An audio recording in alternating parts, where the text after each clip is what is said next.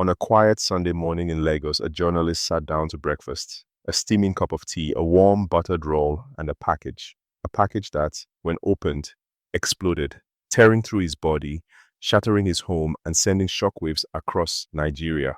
This is the story of Dele Giwa, the journalist who got too close to the truth and paid for it with a letter bomb.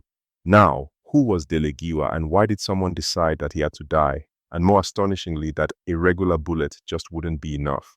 Dele Giwa was no ordinary journalist. In the 1980s, Nigeria was under military rule and press freedom was, let's just say, an optional concept. If a newspaper dared to expose too much, the government had a simple solution: shut it down, arrest the editors, or just make them disappear.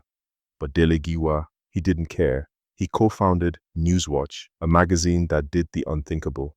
Investigative journalism that actually investigated. This was not your typical politicians commission a road project news. Giwa and his team were uncovering shady government dealings, military corruption, and the kind of secrets that made powerful people sweat. And powerful people do not like to sweat. Enter the government of General Ibrahim Babangida. By 1986, Babangida's administration was dealing with economic problems, political unrest, and allegedly a journalist who was asking way too many questions. And then came the threats, the warnings, the sudden, intense government interest in Giwa's work. Now, pause for a second. Imagine being a journalist, and one day, Nigeria's military intelligence shows up at your house. Not for an interview, not for a friendly chat, but because they're concerned about your recent stories. Dele Giwa didn't have to imagine. This was his life, and just a few days later, it would also be his death.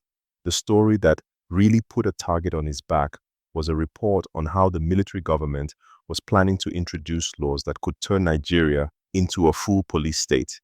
He was about to publish proof that Nigeria's government wasn't just corrupt, it was actively designing a system to stay corrupt forever. Now, if you're the government in this situation, you have options. A.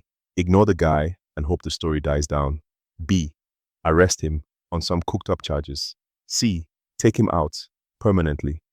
On October 19, 1986, a package arrived at Giwa's home, hand-delivered. It looked official, sealed, stamped, important. A government letter? A legal notice? No. It was an assassination attempt wrapped in an envelope. As Giwa and his colleague Kayode Soyinka opened the package, an explosion tore through the room. Giwa's body was ripped apart, his home reduced to a crime scene, and Nigerian journalism was never the same again. And here's where things get even more suspicious. The Nigerian government, the one that had been harassing Giwa just days before, said they were shocked.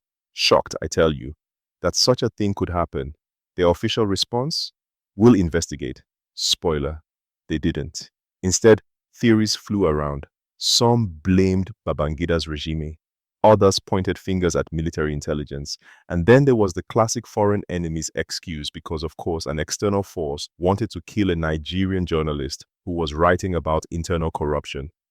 The case never solved. The culprits never caught. And the message? Crystal clear. Write about the wrong things and your next letter might explode. But here's the kicker.